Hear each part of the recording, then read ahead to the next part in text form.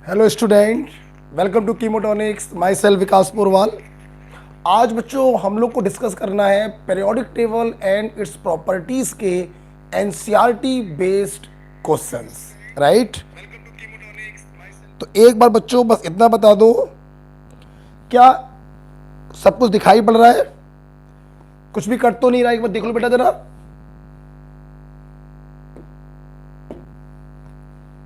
एक बार देख लीजिए, कुछ कट तो नहीं रहा? जरा एक बार मेरे को बता दो। ओके, आवाज बड़ा सही आ रही है, दिखाई पूरा पड़ रहा है, क्लियर है, सब क्लियर है। ओके, नो क्या हो गया बेटा? क्या दिखाई नहीं पड़ रहा है? प्रॉब्लम तो बताओ यार, क्या है? क्या ऑडियो और वीडियो स्पष्ट आ रहा है? Please tell me.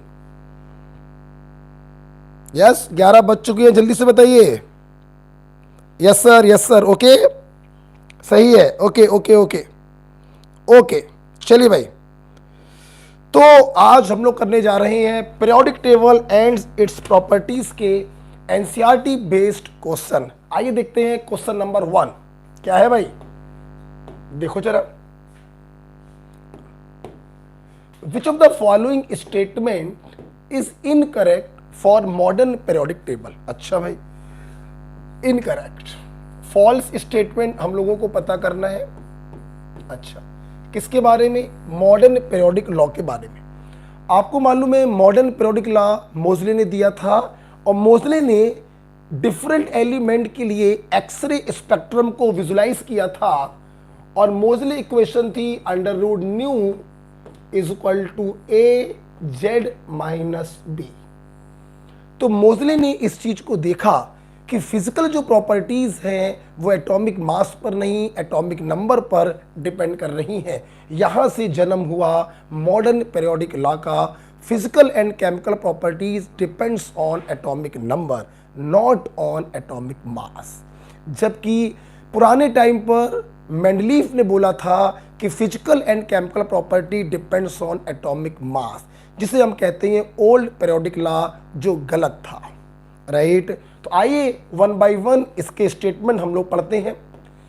It is easy to visualise the significance of quantum number and electronic configuration in periodicity of element. बिल्कुल सही बात है, आपको अच्छे से मालूम है। कोई भी पीरियड हो, कोई भी पीरियड, मान लो हम लोग सेकेंड पीरियड की बात कर रहे हैं, तो सेकेंड पीरियड में जो पहले दो एलिमेंट होंगे, फर्स्ट ए और सेकेंड ए, इनमें जो लास्ट इलेक्ट्रॉन होगा वो अल्टीमेट सेल के एस सब सेल में जाएगा। This is NS1, this is NS2, L बराबर 0, L बराबर 0। एस सब सेल के लिए एजिमुथल क्वांटम नंबर का वैल्यू क्या होता है? 0 होता है। आप थोड़ा और आगे जाओगे, आप पहुंच जाएंगे थर्ड ए से लेकर 0 ग्रुप में, और इनका जो लास्ट इलेक्ट्रॉन होगा वो पी सब सेल में जाएगा, जिनके लिए L बराबर क्या होगा? 1 होगा। तो हमारा जो मॉडर्न पीरियोडिक टेबल है, जो मॉडर्न पीरियोडिक लॉ पर बेस्ड है, यहां पे बच्चों क्वांटम नंबर का अपना एक स्पेशल सिग्निफिकेंस है, क्योंकि मॉडर्न पीरियोडिक टेबल बनी हुई है इलेक्ट्रॉनिक कन्फिग्रेशन पर, बोले तो एटॉमिक नंबर पर। इसलिए यहां पे हर क्वांटम नंबर का अपना एक स्पेसिफिक सिग्निफिकेंस है। तो ये बिल्कुल सही बात है।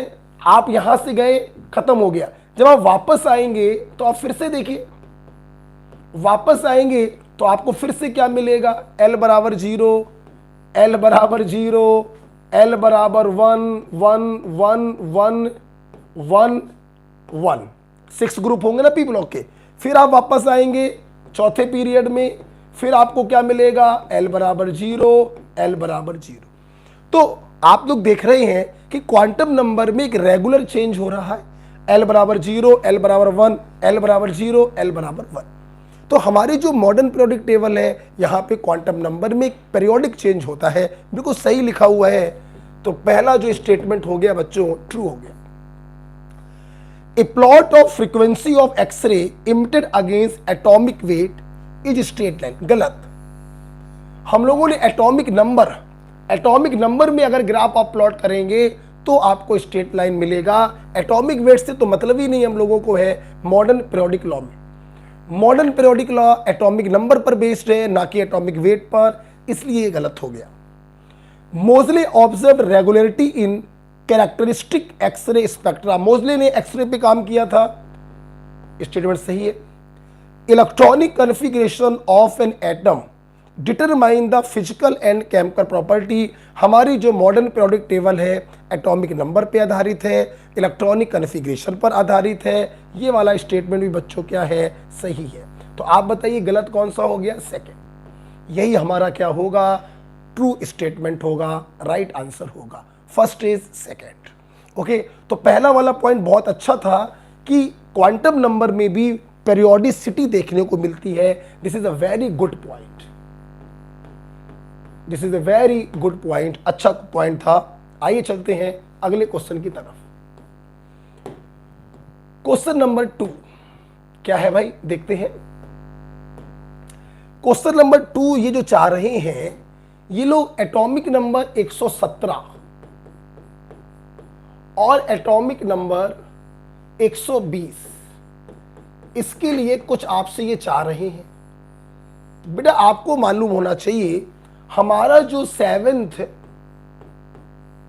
सेवेंथ जो लास्ट पीरियड है उसमें अगर हम 6D सीरीज की बात करें तो एक्टिनियम 89 ऑब्लिक रदरफोर्डियम 104 से 112, ये आपका हो गया 6D सीरीज, बोले तो डी ब्लॉक। और 112 के आगे 6 एलिमेंट मतलब 113 से लेकर 118 तक ये आपके होंगे पी ब्लॉक के एलिमेंट। और इसके पहले 2 एलिमेंट दैट इज इसके पहले के 2 एलिमेंट 87 और 88 ये बच्चों होंगे एस ब्लॉक के। मैं उम्मीद करता हूं आपको ये मालूम है। अब खुद देखो 117 की अगर हम लोग बात करें तो 117 वाला ये है यहां पर, तो 117 वाले का ग्रुप नंबर हो गया 7th A। 118 की पीरियोडिक टेबल हमारी खत्म हो गई 118 पर। अगर आपको 120 पर जाना है तो सीधी सी बात है आपको एक नया पीरियड 8th पीरियड बनाना पड़ेगा।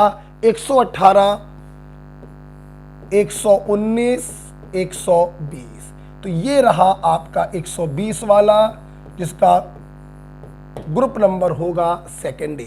अच्छा, 2nd A का वैलेंशियल कॉन्फ़िगरेशन क्या होता है बच्चों, NH2 होता है। 8वां पीरियड है तो 8S2 कर दिया। और एक पीरियड कम की हम इनर्ट गैस लगाएंगे, हम 7वें पीरियड की इनर्ट गैस लगाएंगे। हीलियम, नियन, आर्गन, क्रिप्टन, जिनन, रेडॉन। और रेडॉन के नीचे भी है, वैसे तो उसका नाम आप लोगों को मालूम है बट नाम लिखने से अच्छा रहेगा क्या मैं उसको ऐसे लिख सकता हूं, 118 होगा उसका एटॉमिक नंबर, तो अन ऑक्ट ईएम। ये जो 118 वाला जो ये इनर्ट गैस है, 118 वाला जो इनर्ट गैस है, वैसे तो पीरियोडिक टेबल में इनके सिंबल आ चुके हैं लेकिन वो अभी बहुत पॉपुलर नहीं है। तो इनके लिए हम लोग IUPAC नेमिंग की बात कर सकते हैं। और IUPAC नेम क्या बनेगा 118 का, अन ऑक्ट ईएम, अन ऑक्ट ईएम। ये हो गया 118 वाले का नेम। और वैलेंशियल कॉन्फ़िगरेशन है 8S2। This is about the atomic number 120।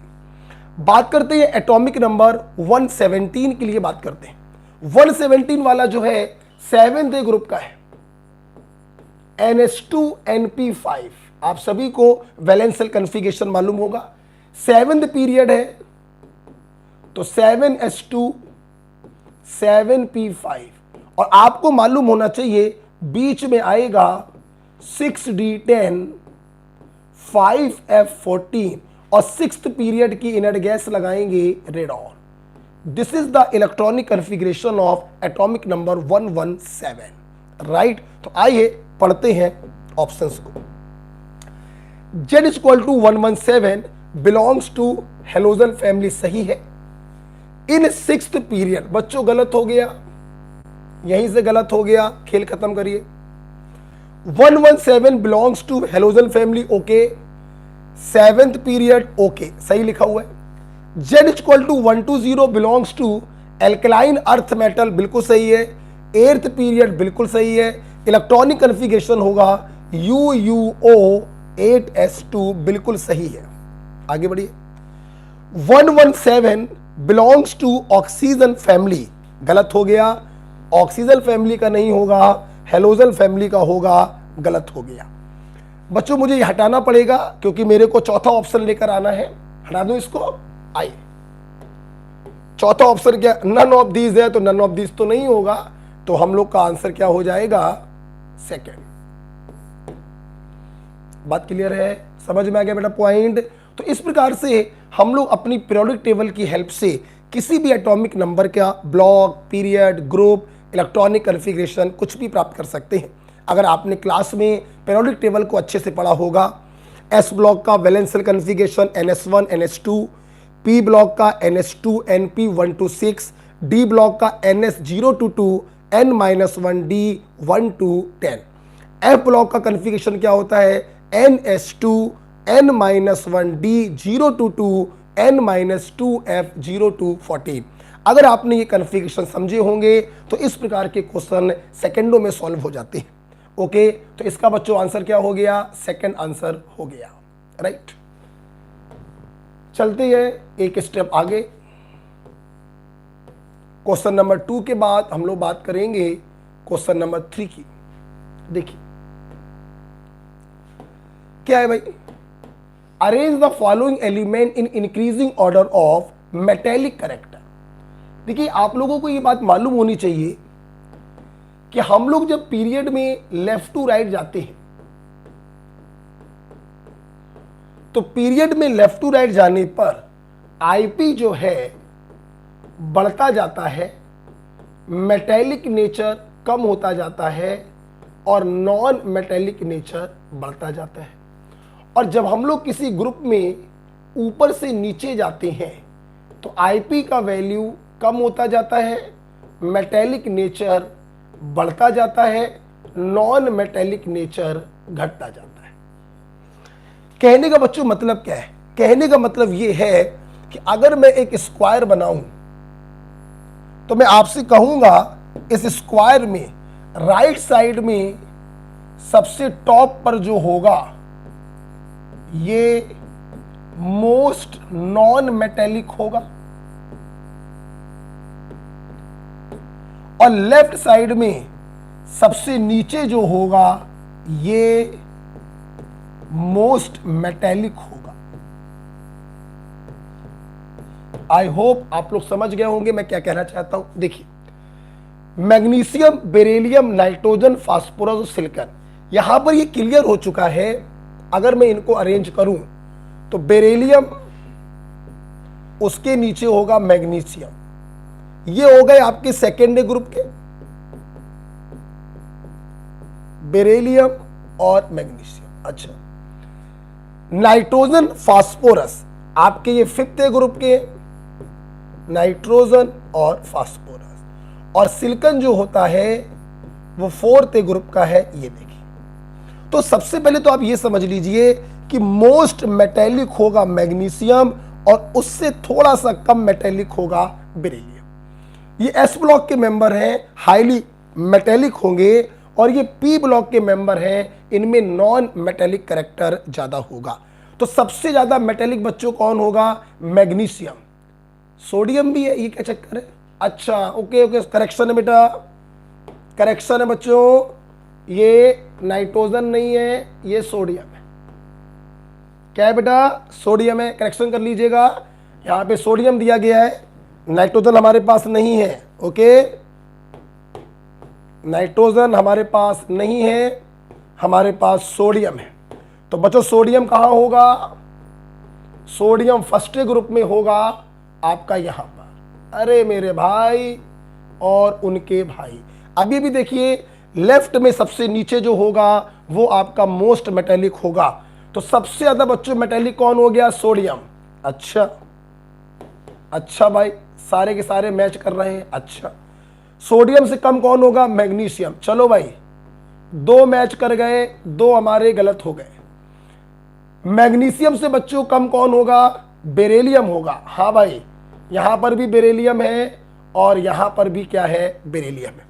अब बच्चों अगर हम लोग बात करें फास्फोरस और सिलिकॉन की, यार क्या यार, बच्चे की जान लोगे क्या?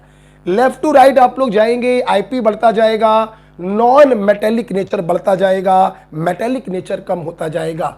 तो फास्फोरस का मेटेलिक नेचर बच्चों क्या होगा? कम होगा। So the answer is third.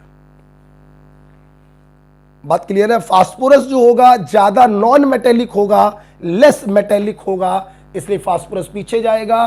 तो सोडियम, मैग्नीशियम, बेरिलियम, सिलिकॉन और phosphorus, third is the right answer. Okay, मैं फिर से बताऊंगा, जितना राइट में जाओगे ऊपर की तरफ नॉन मेटेलिक होगे, जितना लेफ्ट में जाओगे नीचे की तरफ उतना ज्यादा मेटेलिक होगे।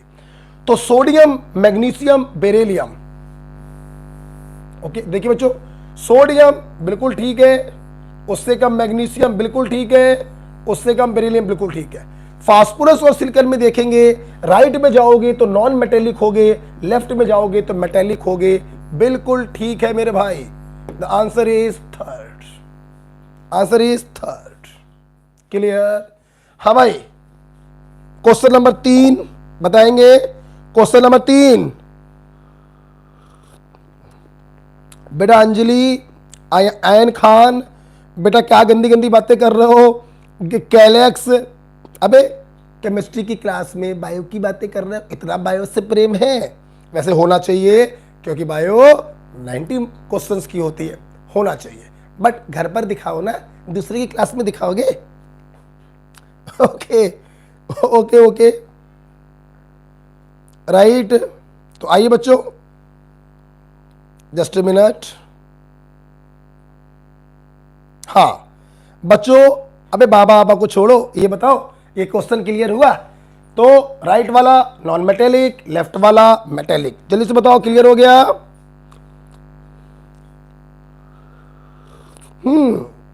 एक बच्चे ने बोला सर पेज नंबर सही नहीं है। बेटा एनसीईआरटी, अब मैंने जो पेज नंबर डाले हैं वो इसी साल की मैं एनसीईआरटी खरीद के लाया था, मैंने वही पेज नंबर डाले। हो सकता है पुरानी एनसीईआरटी में पेज नंबर आगे पीछे हो, तो प्लीज आप उसको देख लीजिएगा, बट बिलीव मानिए जो नंबर पड़ा हुआ है वो एनसीईआरटी से मैच कर रहा है। ओके ओके ओके ओके भाई, चलिए आगे बढ़ा जाए। राइट, काफी मेहनत तो हो रही है, मैं बस ये चाहूंगा कि आप लोगों को कुछ फायदा मिल जाए अधिक से अधिक। चलिए चलते हैं क्वेश्चन नंबर नेक्स्ट 4 की तरफ। ये लो भाई, फिर से एक लंबा चौड़ा सवाल आ गया। अच्छा भाई, देख लेते हैं, इसको भी निपटाते हैं। क्या है? Which of following statement is incorrect? Incorrect का मतलब बच्चों क्या होगा? फॉल्स। भाई, filling up of the 4f orbitals begins with cerium, बिल्कुल सही बात है। आपको मालूम होगा third B scandium, yttrium, lanthanum, valence shell configuration ns2n-1d1, और लैंथनम भरने के बाद जो अंदर के 14 एलिमेंट हैं, सीरियम टू ल्यूटीशियम 58 to 71, इनमें जो इलेक्ट्रॉन होता है 4f1 से लेकर 4f14 तक भरने लगता है। मतलब 4f की जो फिलिंग स्टार्ट हो रही है वो सीरियम से हो रही है। बिल्कुल सही बात है, तुम कितने अच्छे हो, देखो तो बिल्कुल सही बात। पहला वाला स्टेटमेंट बिल्कुल सही है। चलते हैं सेकंड में। The fifth period in the periodic table contain 4d transition series, बिल्कुल सही बात है। फोर्थ पीरियड में 3d होती है, फिफ्थ पीरियड में 4d होती है, सिक्स्थ पीरियड में 5d होती है, सेवन्थ पीरियड में 6d होती है, एक kम चलता है। तो फिफ्थ पीरियड में 4d होगी, बिल्कुल सही बात है। अच्छा भाई,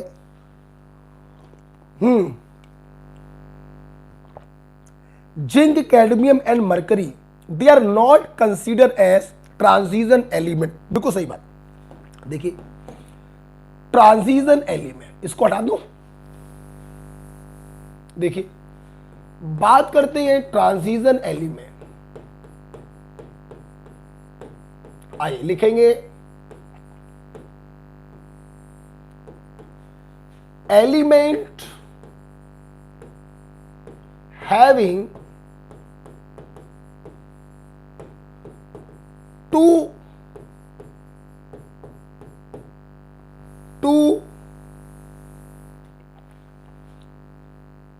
इम्पटी, या इम्पटी बोलो या हाफ फील्ड, इनकम्प्लीट, टू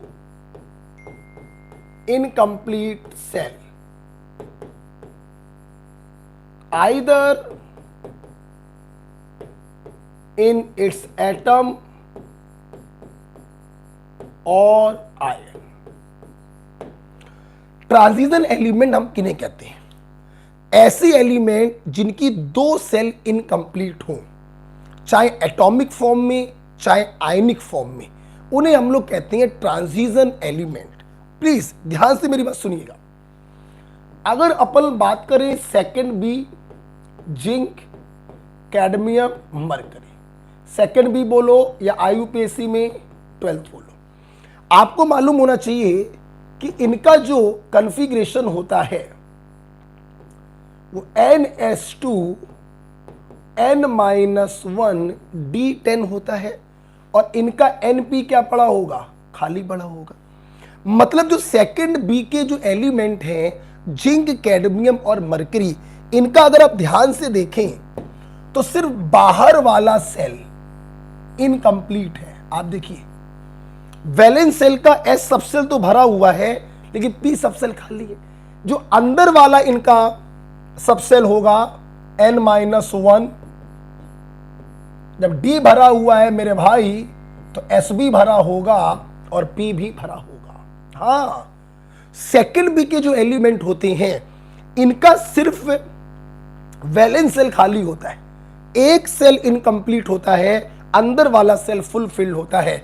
इसीलिए सेकंड ए को हम ट्रांजिशन एलिमेंट नहीं मानते हैं। आप जानते हैं, अगर आप इनको इनके आयंस में बदल दो, जिंक +2, CD+2, Hg+2, अगर आप आयंस में भी बदल देंगे तो भी ये देखिए बाहर वाली सेल जो होगी वो इनकम्प्लीट हो जाएगी, अंदर वाली सेल जो है भरी होगी। क्या दो सेल इनकम्प्लीट होंगी? जब मैं इनकी बात कर रहा हूं, मैं इनकी बात करूं, इनका कन्फिक्शन क्या हो जाएगा? N-1 S2 P6 D10 NS0 और NP0। ध्यान से देखिए, एटॉमिक फॉर्म में भी सिर्फ एक सेल इनकम्प्लीट है, ट्रांजिशन के लिए दो इनकम्प्लीट होनी चाहिए।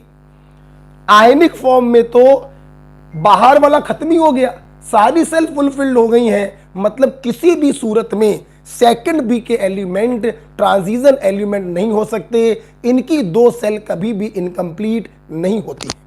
इसलिए बच्चों ये बिल्कुल सही पॉइंट लिखा हुआ है, because they have full D10 configuration in their ground state as well as in their oxidation state। बिल्कुल सही लिखा हुआ है। Next, the fourth period in the periodic table ends at krypton, सही लिखा हुआ है। चौथा पीरियड जो होता है वो क्रिप्टन पे खत्म होता है। आप देखिए, चौथा पीरियड क्रिप्टन में खत्म होगा। हीलियम, नियन, आर्गन, क्रिप्टन, बात तो बिल्कुल सही है, लेकिन क्रिप्टन का कॉन्फ़िगरेशन होगा 4s2 4p6, जबकि इन्होंने बच्चों क्या लिख दिया है 3p ऑर्बिटल।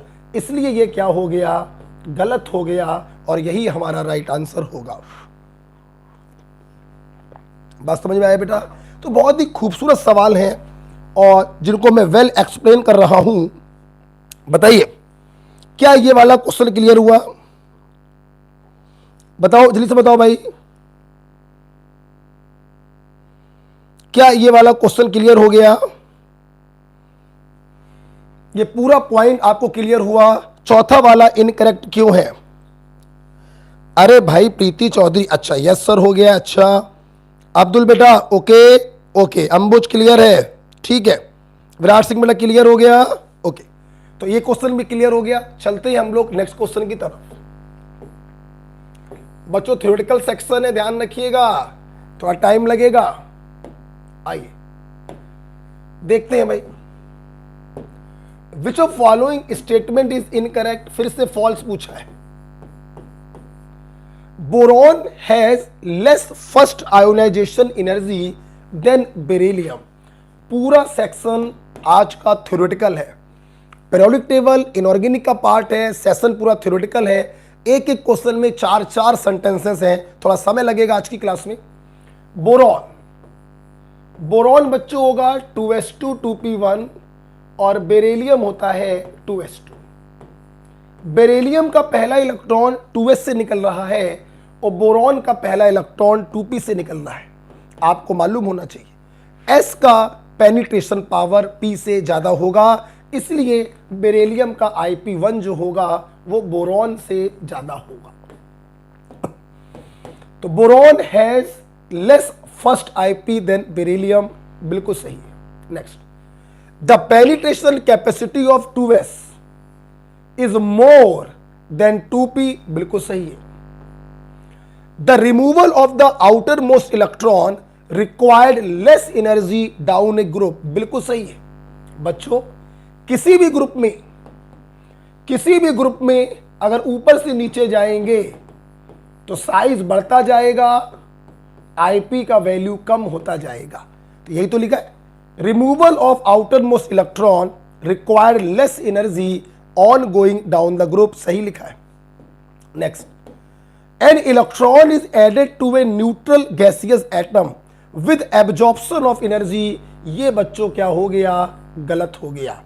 आपको मालूम होगा जब भी किसी गैसियस आइसोलेटेड एटम में हम किसी इलेक्ट्रॉन को ऐड करते हैं तो इसका न्यूक्लियस इस इलेक्ट्रॉन पर फोर्स ऑफ अट्रैक्शन लगाएगा और इस अट्रैक्शन के कारण एनर्जी का लॉस होता है और इस एनर्जी को कहते हैं इलेक्ट्रॉन एफिनिटी, और ये बदल जाता है अपने गैसियस एनायन में।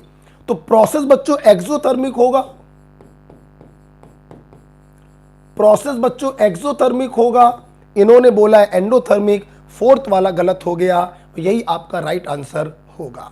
राइट, क्वेश्चन नंबर 5 के बाद चलते हैं क्वेश्चन नंबर 3 की तरफ, 6 की तरफ।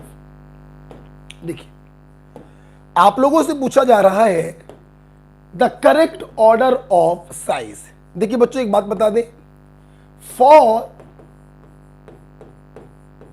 आइसो इलेक्ट्रॉनिक स्पीसीज,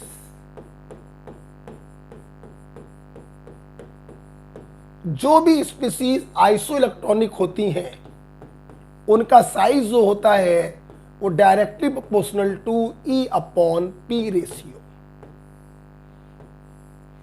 इलेक्ट्रॉन और प्रोटॉन का रेशियो निकालेंगे, जो रेशियो जितना ज्यादा आएगा उसका साइज भी उतना ज्यादा होगा। आप देख सकते हैं Na plus F minus O minus 2, please सामने देखिए 11 9 8। आइए निकालते हैं E/P रेशियो। कितने इलेक्ट्रॉन होंगे 10, प्रोटॉन कितने हैं 11। कितने इलेक्ट्रॉन होंगे 10, अबे आइसो इलेक्ट्रॉनिक के 10 ही तो होंगे, इसके पास भी 10 होंगे। प्रोटॉन कितने होंगे एटॉमिक नंबर के बराबर। इसका E/P सबसे ज्यादा आ रहा है तो O-2 का साइज सबसे बड़ा होगा और Na+ का साइज सबसे छोटा होगा। O-2 F Na+, of course Mg+2 को भी देख लो भाई, Mg+2 भी देख लो बच्चों, जल्दी बताओ। इलेक्ट्रॉन तो इसके पास भी कितने होंगे 10 और प्रोटॉन कितने हैं 12। तो E/P रेशियो जितना ज्यादा होता है साइज भी उतना ही ज्यादा होता है, इसलिए राइट आंसर क्या हो गया 4, बाकी सब गलत है। तो इसी चीज को बच्चों हम लोग ऐसे भी पढ़ लेते हैं, ये तो हो गया आपका कॉन्सेप्ट, दिस इज कॉन्सेप्ट। अगर हम लोग बात करें E/P कौन निकालेगा, इतना समय कौन बर्बाद करेगा, तो सिंपल सी बात है, नेगेटिव का साइज सबसे बड़ा होगा, न्यूट्रल का साइज उससे छोटा होगा और पॉजिटिव का साइज सबसे छोटा होगा। More negative more size, more positive less size, neutral atom in between. आप देखिए अगर इस कॉन्सेप्ट को लगाएं, फोर्थ वाला राइट आंसर है। मोर पॉजिटिव को मोर साइज कर दिया, गलत हो गया। मोर निगेटिव को लेस साइज कर दिया, गलत हो गया। मोर निगेटिव को लेस कर दिया, गलत हो गया। सिर्फ कौन सा सही है? चौथा वाला सही। कॉन्सेप्ट हो गया E/P रेशियो और ट्रिक हो गया more negative more size, more positive less size, neutral atom in between. Okay, 6 के बाद हम लोग बात करेंगे क्वेश्चन नंबर 7 की। आइए देखते बच्चों। S block element are not consider as representative element. गलत बात, बिल्कुल गलत बात है। एस ब्लॉक के एलिमेंट जो होते हैं उन्हें हम लोग रिप्रेजेंटेटिव एलिमेंट मानते हैं। बच्चों, रिप्रेजेंटेटिव एलिमेंट, रिप्रेजेंटेटिव एलिमेंट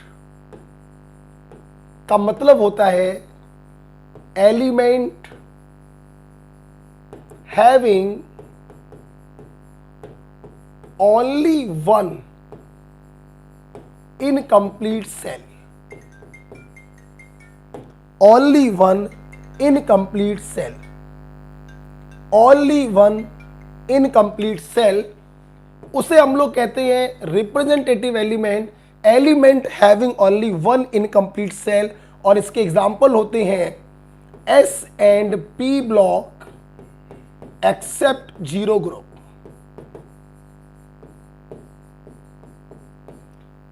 तो ट्रांजिशन एलिमेंट की पहचान होती है दो सेल इनकम्प्लीट होती हैं, all D block element except second B, और रिप्रेजेंटेटिव का पहचान होता है एक सेल इनकम्प्लीट होती है except all S and P block except zero group.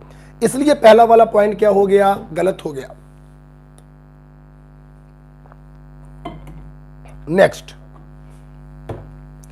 Oxygen family are called chalcogen. बिल्कुल, कैल्कोजेन का मतलब आपको मालूम होगा ओर फॉर्मिंग,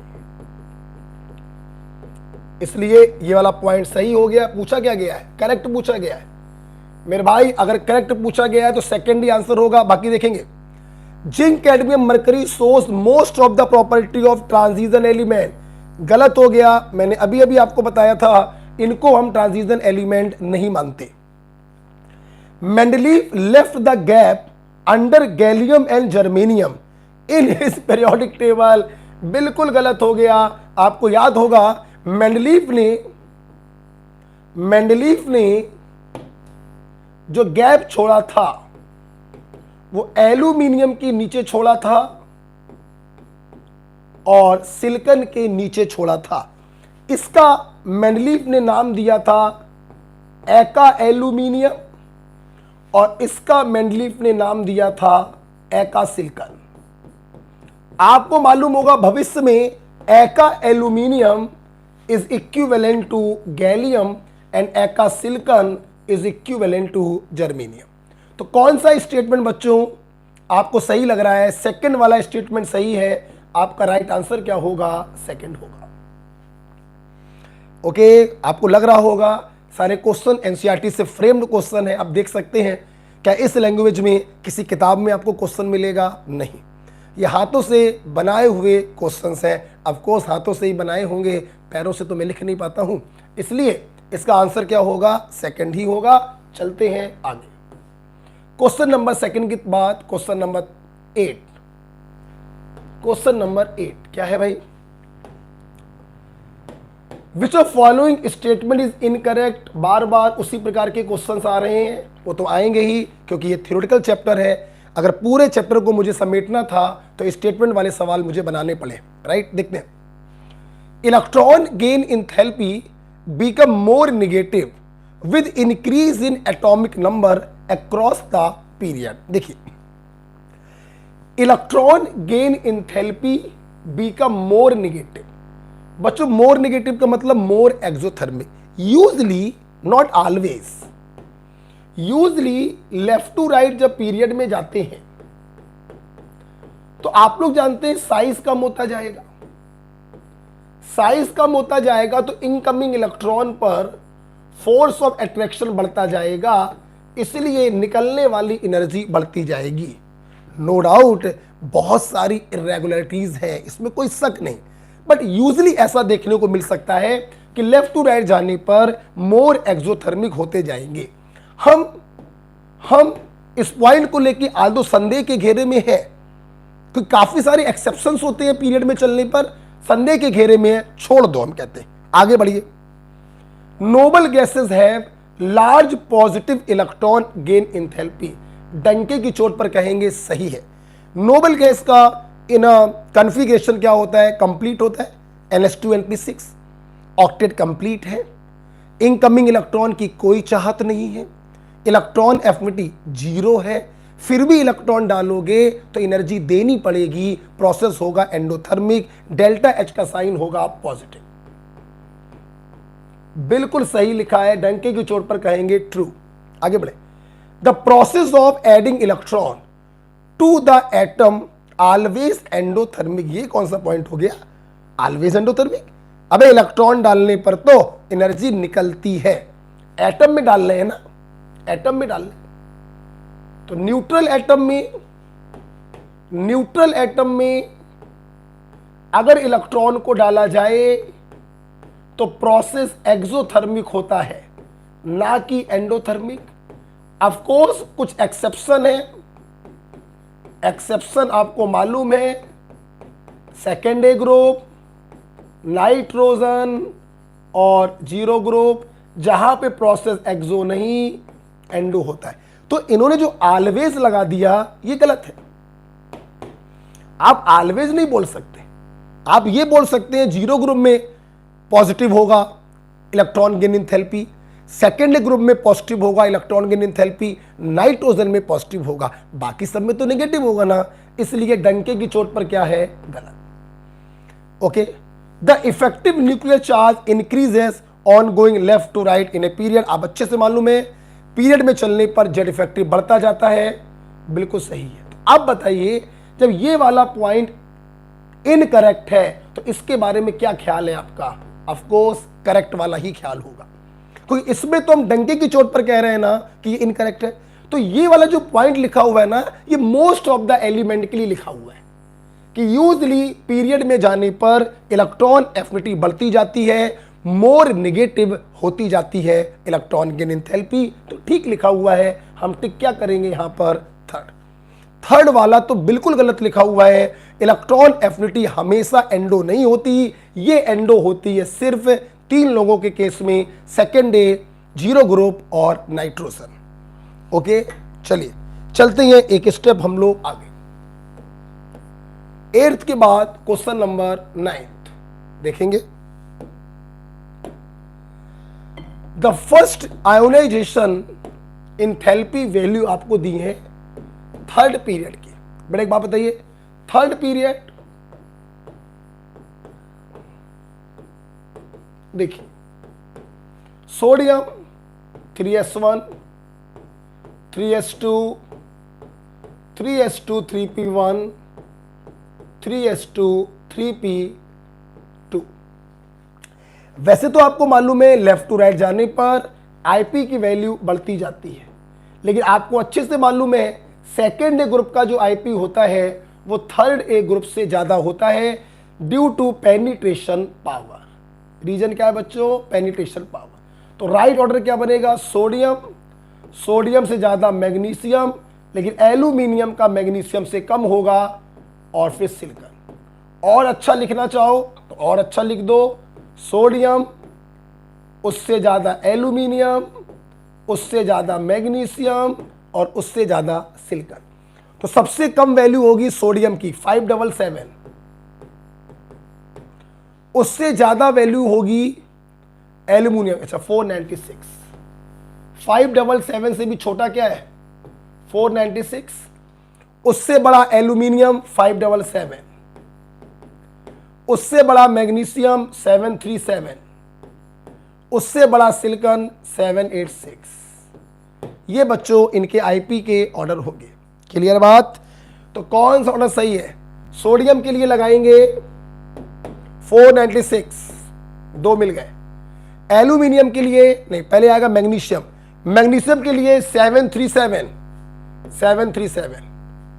एल्यूमिनियम के लिए 577, सिलिकॉन के लिए 786। Right answer is 2। बात क्लियर है? तो लेफ्ट टू राइट जाने पर आईपी बढ़ता है, लेकिन आपको मालूम है दो कंट्रोवर्सी होती है। सेकंड ए का थर्ड ए से ज्यादा होता है और फिफ्थ ए का सिक्स्थ ए से ज्यादा होता है। नाइट्रोजन का ऑक्सीजन से ज्यादा होता है। दो कंट्रोवर्सी होती है। राइट। क्वेश्चन नंबर 9 के बाद हम लोग बात करेंगे क्वेश्चन नंबर 10 की। ये क्या है? The correct order of second ionization enthalpy of फलाना फलाना एंड फलाना। इधर देखिए, इधर देखेंगे बेटा।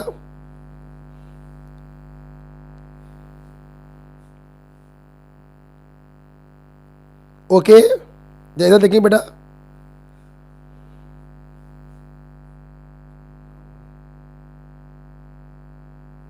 आइए बेटा आगे चलते हैं, आगे चलते हैं। Second IP carbon, nitrogen, oxygen और फ्लोरीन। ये है बेटा।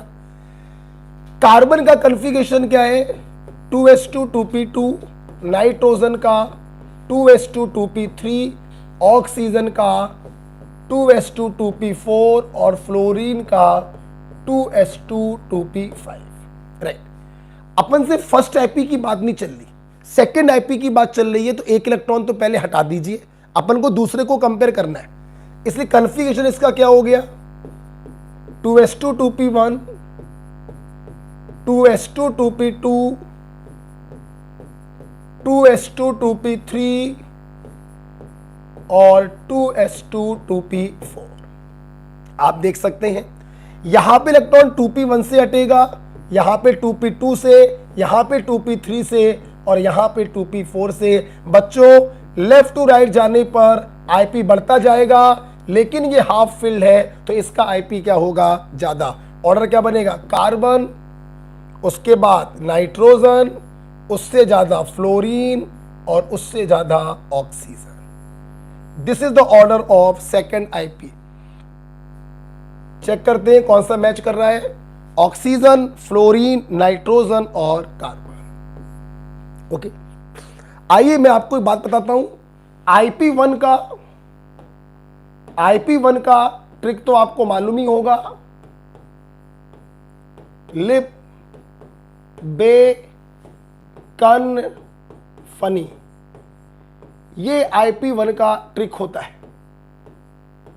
अगर आप चाहें तो IP2 का ट्रिक भी याद कर सकते हैं, कोई यूज नहीं होता है, फिर भी आप चाहें तो बेक, बन, फो, ने, ली।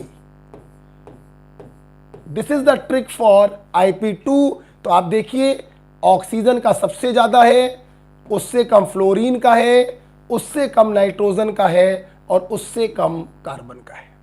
क्लियर? मैं अपने ऑफलाइन स्टूडेंट से ये कहना चाहूंगा कि क्या इस क्वेश्चन को करने का कोई और भी शॉर्टकट रास्ता है?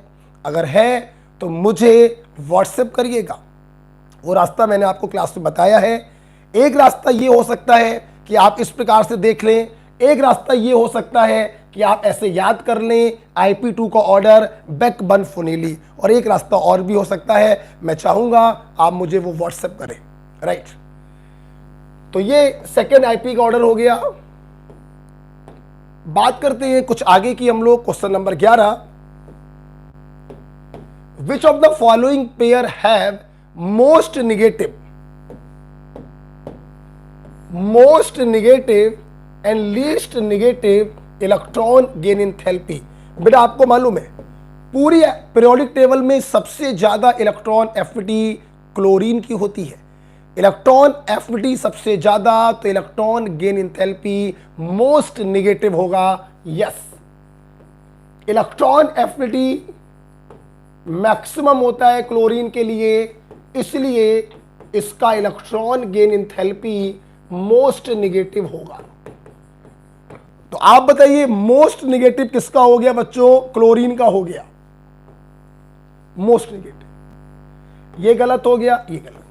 बात करें लीस्ट नेगेटिव की, तो मेरे भाई फ्लोरीन का लीस्ट निगेटिव होगा कि फास्फोरस का? अरे भैया, फास्फोरस आपको अच्छे से मालूम है थर्ड पीरियड का है, हाफ फील्ड कॉन्फ़िगरेशन है, स्टेबल कॉन्फ़िगरेशन है, इलेक्ट्रॉन को उतनी तेजी से आकर्षित नहीं करेगा जितनी तेजी से फ्लोरीन करेगा। एक तो बच्चों दो रीजन है इसके, ध्यान दीजिए सब लोग। एक तो फ्लोरीन सेकेंड पीरियड का है, जैसे ही इलेक्ट्रॉन को पकड़ेगा इसका ऑक्टेट कंप्लीट हो जाएगा, तो फ्लोरीन के द्वारा जो फोर्स ऑफ अट्रैक्शन लगेगा वो बहुत ज्यादा होगा, प्रोसेस अच्छा खासा एक्सोथर्मिक होगा। लेकिन अगर मैं फास्फोरस की बात करूं तो पहली बात तो ये थर्ड पीरियड का हो गया, अट्रैक्शन कम लगाएगा, और दूसरी बात बच्चों ये हाफ फील्ड है, इसके द्वारा लगा गया अट्रैक्शन बहुत कम होगा। मैं ये तो नहीं कहूंगा कि एनर्जी नहीं निकलेगी, एनर्जी निकलेगी, लेकिन यहां पे एनर्जी बहुत निकलेगी। तो फास्फोरस जो होगा वो फ्लोरीन की तुलना में लेस एक्सोथर्मिक होगा, less negative electron gain enthalpy होगा। इसलिए राइट आंसर बच्चों क्या होगा? सेकेंड। इन चारों ऑप्शन में क्लोरीन का most negative electron gain enthalpy होगा और फास्फोरस का least negative electron gain enthalpy होगा। राइट। क्वेश्चन नंबर 11 के बाद हम लोग बात करेंगे क्वेश्चन नंबर 12 की। एनसीईआरटी एग्जाम्पल का बच्चों क्वेश्चन है ये, एनसीईआरटी एग्जाम्पल का क्वेश्चन है, देखते हैं क्या है। देखो बेटा क्वेश्चन क्या है, देखिए मैं इस क्वेश्चन को आपको बता देता हूं। क्या इन्होंने बताया है कि O जब O माइनस में बदला, प्रोसेस हुआ एक्सोथर्मिक, एनर्जी रिलीज हुई, और जब O माइनस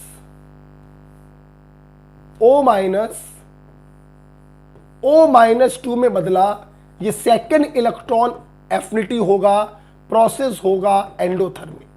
पूरी क्लास को मालूम है ये EA1 है और ये EA2 है।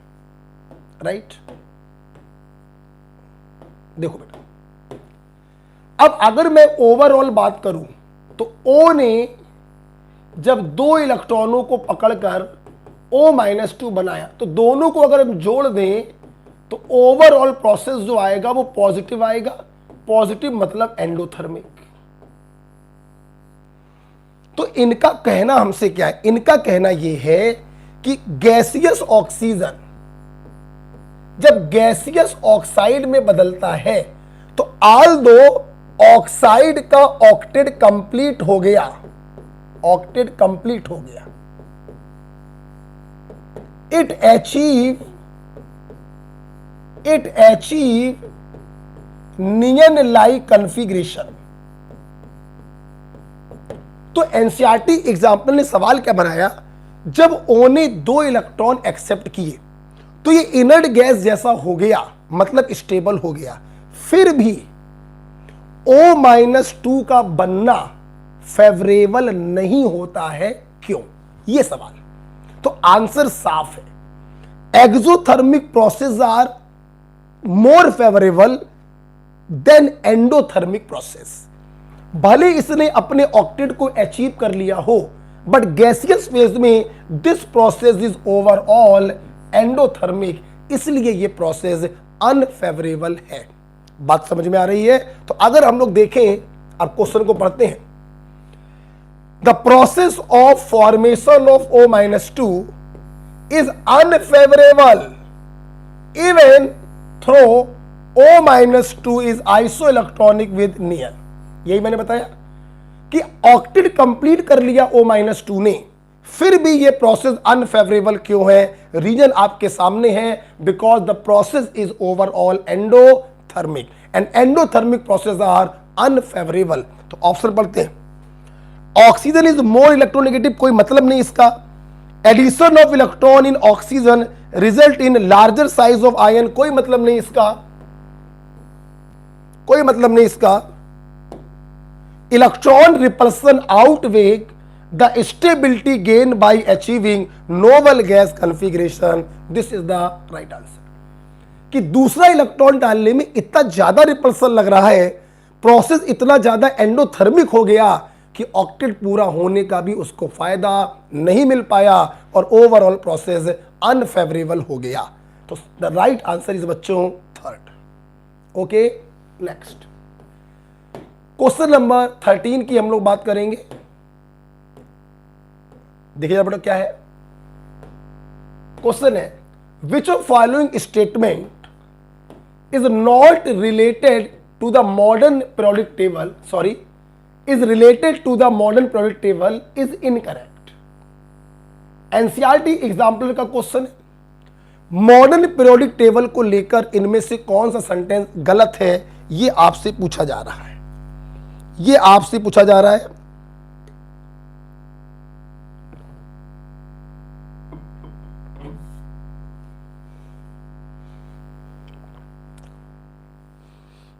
बेटा अभिषेक यादव,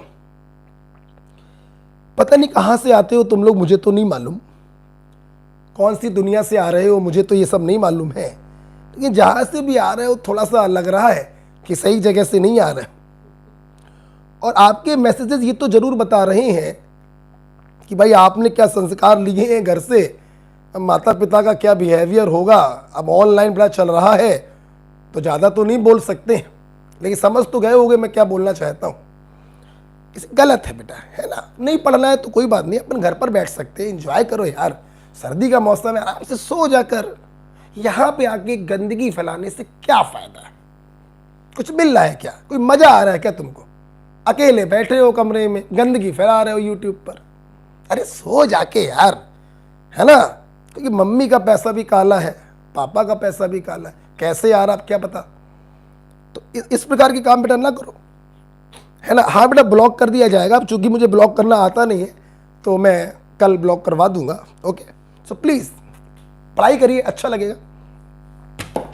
आइए जस्ट ए मिनट, ये देखिए बेटा, तो which of the following statement related to modern periodic table is incorrect. आइए देखते हैं।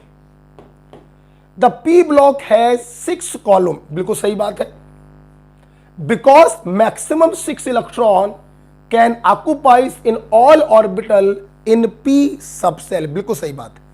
पी सबसेल में अधिकतम 6 इलेक्ट्रॉनों को रखा जा सकता है, इसीलिए पी ब्लॉक को 6 ग्रुप में क्लासिफाई किया जाता है, बिल्कुल सही बात है। The D block has 8 column because maximum 8 electron, बिल्कुल गलत है।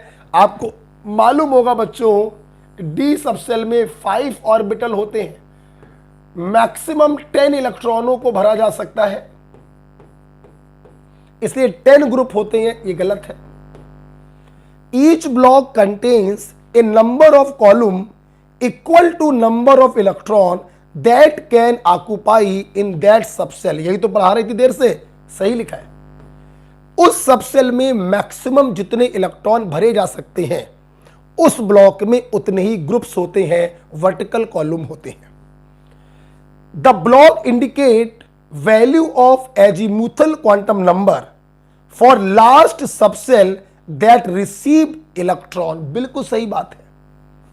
ब्लॉक क्या होता है, एक बात बताओ, एस ब्लॉक का मतलब क्या है कि उसका लास्ट इलेक्ट्रॉन एस सबसेल में गया, और अगर लास्ट इलेक्ट्रॉन एस सबसेल में गया तो एल की वैल्यू क्या होगी, 0। बोलिए आप देखिए, the block indicate value of azimuthal quantum number, yes subshell is related with azimuthal quantum number and subshell is related with block. Subshell he block को डिसाइड करती है, सबसेल ही एजीमुथल क्वांटम नंबर को भी डिसाइड करती है। तो क्या मैं ये नहीं कह सकता हूं block is decided by azimuthal quantum number, मैं कह सकता हूं। इसलिए ये वाला आंसर भी क्या हो गया, ट्रू। इनकरेक्ट कौन सा होगा, सेकंड। बाबड़ा क्लियर हो गया, इनकरेक्ट स्टेटमेंट कौन सा होगा, सेकंड। ओके,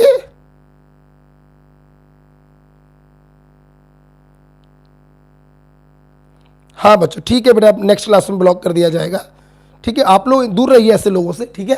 चलिए आगे देखते हैं। क्वेश्चन नंबर 13 के बाद क्वेश्चन नंबर देखिए 14 आ गया है, कुछ अच्छा सा क्वेश्चन है। आइए, ये क्वेश्चन एनसीईआरटी से नहीं है, ये आया हुआ सवाल है, मैं वो क्वेश्चन करा रहा हूं आपको। The electronic configuration of 4 element are, देखिए लास्ट इलेक्ट्रॉन वैलेंस सेल के एस सब सेल में गया, it belongs to S block.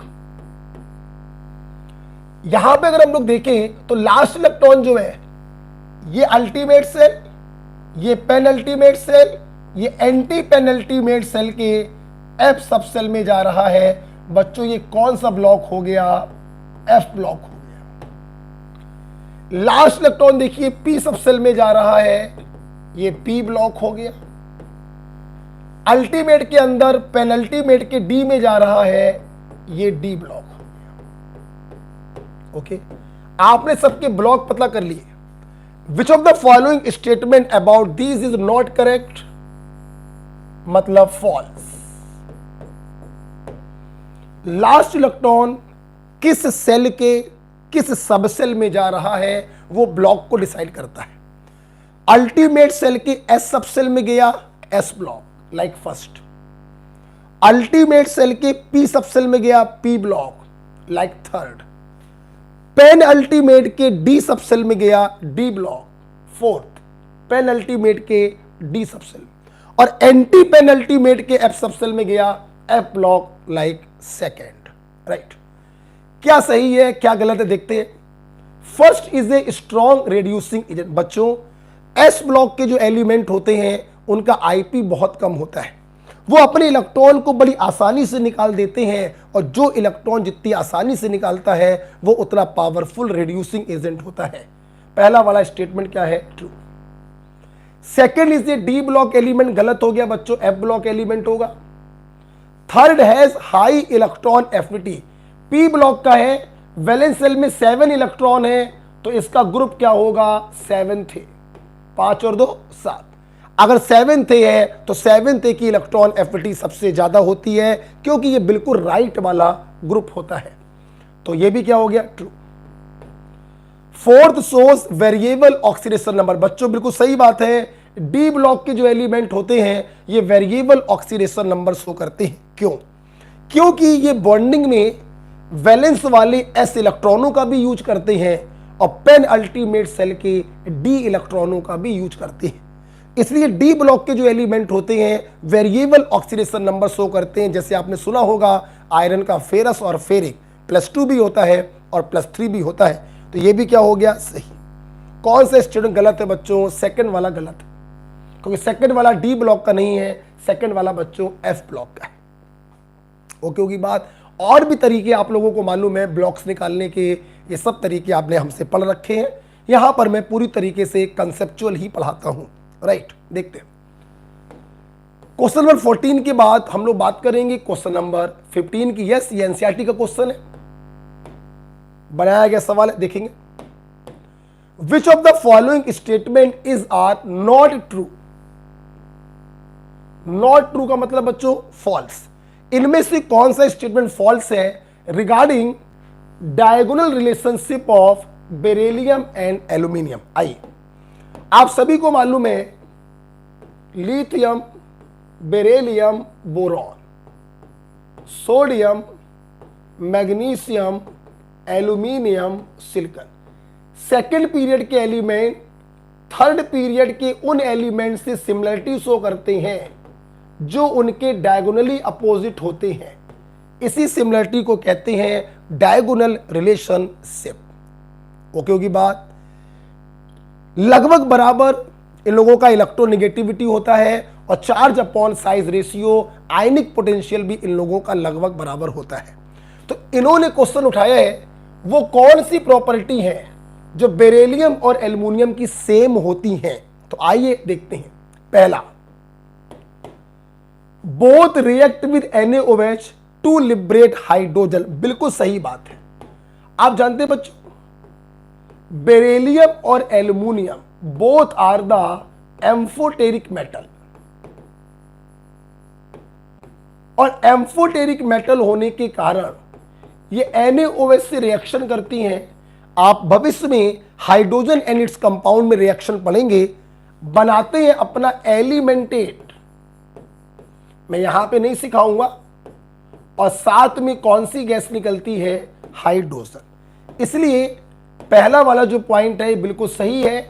Beryllium और एल्युमिनियम एम्फोटेरिक होते हैं, NaOH से रिएक्शन करके हाइड्रोजन गैस को निकालते हैं, बिल्कुल सही। देयर ऑक्साइड आर बेसिक, गलत। जब बच्चों ये एम्फोटेरिक होंगे तो इनके ऑक्साइड भी क्या होंगे, एम्फोटेरिक होंगे, गलत हो गया। They are made passive by nitric acid, बिल्कुल सही बात है। और अच्छा होना चाहिए कंसंट्रेट नाइट्रिक एसिड। देखो बेटा होता क्या, बेरिलियम और एल्युमिनियम अगर इनको हम कंसंट्रेट नाइट्रिक एसिड से रिएक्शन कराएं तो थोड़ी देर के बाद इनकी रिएक्शन स्टॉप हो जाती है।